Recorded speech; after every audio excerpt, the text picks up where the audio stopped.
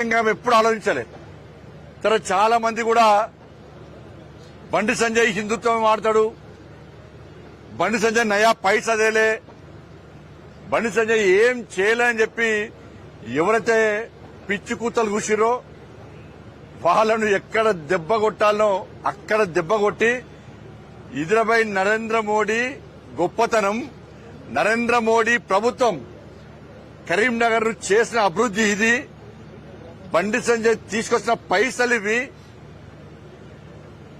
రాబోయే రోజుల్లో కూడా కాంగ్రెస్ పార్టీ మీద నమ్మకం లేదు, బీఆర్ఎస్ పార్టీ లేనే లేదు. మాకు ఏకైక నాయకుడు ఇలా నరేంద్ర మోడీ, మమ్మల్ని ఆదుకునే ఏకైక ప్రభుత్వం కేంద్ర ప్రభుత్వం అని చెప్పి ఇలా ప్రజలు భావించారు. కాబట్టి నరేంద్ర మోడీ సారథ్యంలోని కేంద్రంలో ఉన్న భారతీయ జనతా పార్టీకి వాళ్ళ కరీంనగర్ ప్రజలు మద్దతు తెలిపి మీరు సేవ చేయండి, మీ కన్నగా మేముంటాం, ఢిల్లీ నుంచి నిధులు తేండి, మీ కన్నగా మేముంటామని చెప్పి ఒక గురుతర బాధ్యతను కరీంనగర్ ప్రజలు మా మీద పెట్టారు. దాన్ని పక్కా స్వీకరిస్తున్నాం కూడా, మేము పక్కా స్వీకరిస్తున్నాం. 5 సంవత్సరాల్లో కరీంనగర్ అభివృద్ధి ఎంతో మేము చూపడతాం. ఉచిత హామీలు ఎక్కడియలే, మేము ఆచరణ సాధ్యంగానే హామీలు ఎక్కడియలే. కానీ ప్రజలకు మా మీద విశ్వాసం, నరేంద్ర మోడీ గారి ప్రభుత్వం మీద నమ్మకం. 1400-1500 కోట్ల రూపాయలు కరీంనగర్ తీసుకొచ్చినటువంటి ఇచ్చినటువంటి ప్రభుత్వం నరేంద్ర మోడీ ప్రభుత్వం. అవే కాదు, అనేక సంక్షేమ పథకాలు అందిస్తున్న ప్రభుత్వం నరేంద్ర మోడీ ప్రభుత్వం. ప్రజలు బేరీజు వేసుకున్నారు. బీఆర్ఎస్ పార్టీ ఒక్క పైసా ఇయ్యలే, కాంగ్రెస్ పార్టీ 2 సంవత్సరాలు ఒక్క పైసా ఇయ్యలే. వాళ్ళ కరీంనగర్ ఇంకా అభివృద్ధి చెందాలంటే, అభివృద్ధి మధ్యలో ఆగద్దంటే ఇలా భారతీయ జనతా పార్టీకి అవకాశం ఇవ్వాలని చెప్పి మాకు అవకాశం ఇచ్చారు. వారి యొక్క ఆశీర్వాదాన్ని మేము స్వీకరించడం. తప్పకుండా ఇలా కరీంనగర్ అభివృద్ధిని చూపడతాం. నేను ఒక సామాన్య కార్యకర్త, నేను అనేక సందర్భాలు ఓడిపోయినాం. దాంతోపాటు 2 సార్లు కార్పొరేట్ గెలిపించిన వాడ ప్రజలు. తర్వాత ఎమ్మెల్యే ఓడిపోయినా కూడా నా పార్టీ ఎంపీ టికెట్ ఇచ్చింది. ఎంపీ టికెట్ ఇచ్చిన తర్వాత రాష్ట్ర అధ్యక్షుడి బాధ్యతలు ఇచ్చింది నాకు, జాతీయ ప్రధాన కార్యదర్శి బాధ్యతలు ఇచ్చింది. 2వసారి తిరిగి నాకు ఎంపీగా నాకు టికెట్ ఇచ్చింది పార్టీ. నన్ను కేంద్ర మంత్రి చేసింది నా పార్టీ.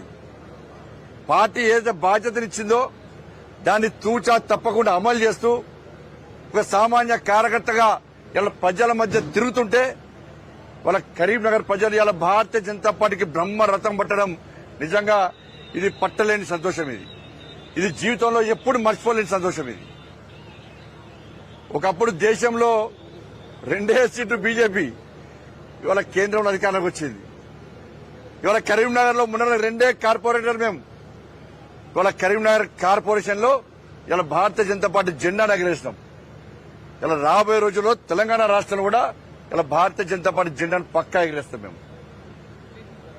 కాబట్టి ఇక్కడ Congress party, BRS party, MIM party 3 కుమ్మక్కై ఏ విధంగా డబ్బులను వెదజల్లిందో, ఓటుకు 7,000 రూపాయలు, ఓటుకు 10,000 రూపాయలు.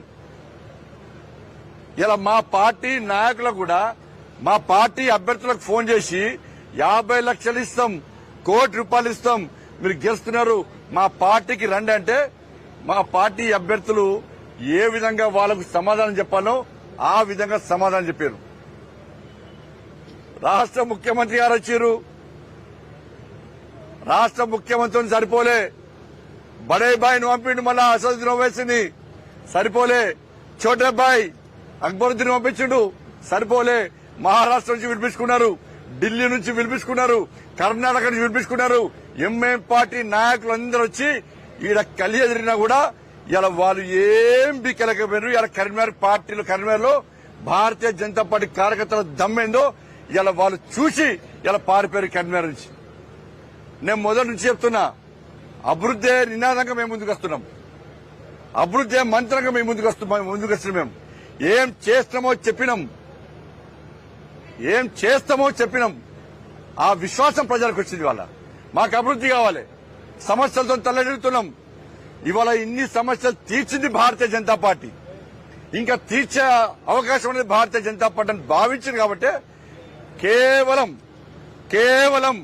నరేంద్ర మోడీ గారి మీద నమ్మకంతో మాత్రమే నరేంద్ర మోడీ గారి మీద విశ్వాసంతో మాత్రమే కేంద్రంలో భారతీయ జనతా పార్టీ నిధులు భారతీయ జనతా పార్టీ మాత్రమే నిధులు ఇస్తుంది, కరీంనగర్ ను అభివృద్ధి చేస్తుంది అని ఒక విశ్వాసం ఉంది కాబట్టే ఇలా నరేంద్ర మోడీ గారి ఫోటో చూసి నరేంద్ర మోడీ గారు చూసి ఇలా ప్రజలు మమ్మల్ని ఆశీర్వదించారు, మా అభ్యర్థులను గెలిపించారు. ఇలా 30 గెలిచినాం, 3 మా అభ్యర్థులే. కొన్ని కారణాల వల్ల సర్వే వల్ల 3కి ఇవ్వలేకపోయినాం. వాళ్ళు 3 కూడా కాశాప్ కండ వేసుకొని జై శ్రీరామ్ అనుకుని తిరిగిన అభ్యర్థులే, వాళ్ళు మా వాళ్ళే. ఇలా అనేక మంది ఇండిపెండెంట్ భారతీయ జనతా పార్టీకి వస్తున్నారు. ఇలా అతి త్వరలో మేము మ్యాజిక్ ఫిగర్ దాటినాం ఆల్రెడీ. అతి త్వరలో ఈ కరీంనగర్ లో ఎవ్వరు ఊహించని విధంగా భారతీయ జనతా పార్టీ జలకివ్వబోతున్నది. వాళ్ళందరూ కూడా ఇతర పార్టీలో గెలిచిన అభ్యర్థులు కూడా సార్ మాకు అభివృద్ధి కావాలి. నేను వాళ్ళు కూడా అదే చాలా మంది ఫోన్ చేస్తున్నారు, మాకు సహకరిస్తామంటున్నారు. నేను క్లియర్ చెప్పినాం, ఇప్పటి నుంచి రాజకీయాలు మాట్లాడడం. మేము కరీంనగర్ కార్పొరేషన్ అభివృద్ధి కావాలి, ప్రజల అభివృద్ధి గురించి మాత్రమే మాట్లాడతాం. మా సునీల్ రావు గారికి చాలా మంది వారి మేయర్ కాబట్టి, ఈ కరీంనగర్ అభివృద్ధి చేసినటువంటి వ్యక్తి కాబట్టి, కరీంనగర్ మీ అభివృద్ధి మీద అవగాహన ఉన్న వ్యక్తి కాబట్టి, నిధుల విషయంలో అవగాహన ఉన్న వ్యక్తి కాబట్టి ఇవాళ చాలా మంది వారికి ఫోన్ చేసి మేము తప్పకుండా బీజేపీలోకి వస్తాం, బీజేపీకి మద్దతు ఇస్తామని చెప్పన్నారు. ఎక్కడ ఆగం, పక్కా మద్దతు తీసుకుంటాం. ఇవాళ అందరం కలిసి ఈ కరీంనగర్ ను అభివృద్ధి చేయడమే లక్ష్యంగా మేము ముందుకు పోతాం. ఇలా ఎంఐఎం పార్టీ మతం పేరుతోని మానవహోమం సృష్టించే ప్రయత్నం చేసింది ఎంఐఎం పార్టీ, కాంగ్రెస్ పార్టీ కలిసి. బీఆర్ఎస్ పార్టీ ఎంఐఎం పార్టీ మెప్పు కోసం ప్రయత్నం చేసింది. నేను మొన్న చెప్పిన కరీంనగర్ లో ఎంఐఎం పార్టీ కాంగ్రెస్ పార్టీతో సంసారం చేస్తుంది, బీఆర్ఎస్ పార్టీకి కన్ను ఓడుతున్నది. ఇది ఎంఐఎం పార్టీ యొక్క విధానం. కరీంనగర్ లో 7 సీట్లున్న ఎంఐఎం పార్టీని కరీంనగర్ ప్రజలు భారతీయ జనతా పార్టీ 3 సీట్లకు పరిమితం చేసింది. కేవలం 3 సీట్లకే పరిమితం చేసింది. ఎంఐఎం పార్టీ ఆఫీస్ ఏరియాలో కూడా ఇలా నా జాగా నా అడ్డానుకున్న ఎంఐఎం పార్టీ ఆఫీస్ ఏరియాలో కూడా ఇలా కాశ్యాప్ జెండాను రెప్పరెప్ప కార్యకర్తలు భారతీయ జనతా పార్టీ కార్యకర్తలు కాదు. ఎంఐఎం పార్టీకి ఏడ పట్టుందో కశ్మీర్ గడ్డ గోదాం గడ్డ ప్రాంతంలో ఇలా ఉన్న భారతీయ జనతా పార్టీ కార్యకర్తలు అనేక సందర్భాల్లో ఎంఐఎం పార్టీలు ఇబ్బంది పెడితే ఇలా భారతీయ జనతా పార్టీ కార్యకర్త ఇక్కడ భయపడలే. అదే ప్రాంతంలో ఇవాళ భారతీయ జనతా పార్టీ కార్యకర్తలు పోటీయించడం ఇదే సునీల్ రావు గారి నేతృత్వంలో అలా కాశ్యాప్ జెండా ఎగిరిన పార్టీ భారతీయ జనతా పార్టీ. కాబట్టి భయపడే పార్టీ కాదు. ఒక్కసారి అడ్డంకులు వస్తాయి, ఎవరిదో వస్తాయి, ఇబ్బంది పెట్టే ప్రయత్నం చేస్తారు. లాటరీతో కొట్టిర్రు, అరెస్టు చేసిర్రు, షాపుల మీద దాడులు చేసిర్రు, వ్యాపారాలు బంద్ చేసిర్రు. కానీ ఏ భారతీయ జనతా పార్టీ కార్యకర్త కాశ్యాప్ జెండా నిలబెట్టి పోలే. ఇప్పుడు కాదు, ఎప్పటికైనా నా మోడీ రాజ్యం వస్తుంది, నా మోడీ ప్రభుత్వం వస్తుంది, నా మోడీ ఆశ నెరవేర్చాలే. తెలంగాణ రాజ్యంలో భారతీయ జనతా పార్టీ జెండా ఎగిరా అని చెప్పి ఆ కార్యకర్తలు ఎక్కడ పారిపోకుండా భయపడకుండా అదే అదే జెండాను మోస్తూ ఇలా 66 మందిలో 56 మందికి పార్టీ కోసం కష్టపడి పనిచేసే కార్యకర్తలు టికెట్ ఇచ్చినాం. 56 మందికి. అనేక మంది సామాన్య కార్యకర్తలు కార్పొరేటర్ గెలిచారు, సామాన్య ప్రజల కార్యకర్తలు గెలిచిన కార్పొరేటర్గా. లక్ష్యం జీవితాశ ఒక్కసారి ప్రజాపతి కావాలన్నా, ఒక్కసారి టికెట్ ఇవ్వనన్నా నాకు అని చెప్పి వాళ్ళు అన్న తర్వాత ఒక సర్వే నిర్వహించి 3 మెన్ కమిటీ వేసి ఏడ పైరవులకు తావు లేకుండా ఇలా ఆ టికెట్ ఇస్తే ఇలా 30 మంది గెలిచినాం. 15 ఓట్లతో ఒక కార్యకర్త ఓడిపోయాడు, 30 ఓట్లతో కార్యకర్త ఓడిపోయాడు, తక్కువ ఓట్లతో కొంతమంది కార్యకర్త ఓడిపోయాడు.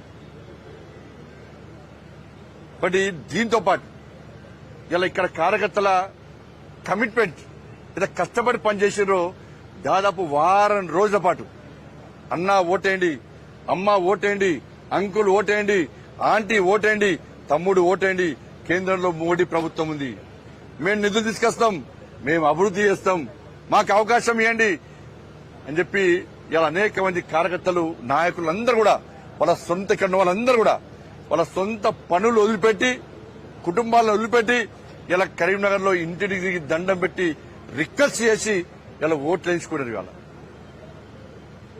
మేము మొదలు చెప్పినాం, బాజాబ్తా చెప్తున్నాం, బరాబర్ గెలిచినాం. బాజాబ్తా చెప్పినాం, బరాబర్ గెలిచినాం. ఇక్కడ ఇదంతా ప్రజల ఆశీర్వాదం, ప్రజల యొక్క నరేంద్ర మోడీ గారి మీద ప్రజలకున్న ఆప్యాయత, నరేంద్ర మోడీ గారి మీద ప్రజలకున్న అభిమానం, నరేంద్ర మోడీ గారి మీద ప్రజలకున్న విశ్వాసం.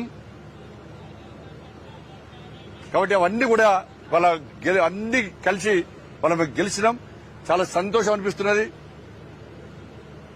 కానీ రాబోయే రోజుల్లో ఈ పార్టీ ఆ పార్టీ అనకుండా అందరినీ కలుపుకొని కరీంనగర్ అభివృద్ది కోసం నరేంద్ర మోడీ గారికి కలిసి మా ప్రియతమ నేత నన్ను ప్రోత్సహించేటువంటి, భుజం తట్టి ప్రోత్సహించేటువంటి, నాకు ఏ ఇబ్బంది వచ్చినా ఏదొచ్చినా నేనున్నా అని చెప్పి నన్ను ముందుకు నడిపించే నా అమిత్ షా గారు, నా అమిత్ షా గారి యొక్క సహకారంతో, ఇలా నితిన్ నబీన్ గారి యొక్క ఆలోచనతోని, రామచంద్రరావు గారి నేతృత్వంలో ఇలా మేము ముందుకు వస్తాం, అభివృద్ధి అంతా చూపడతాం.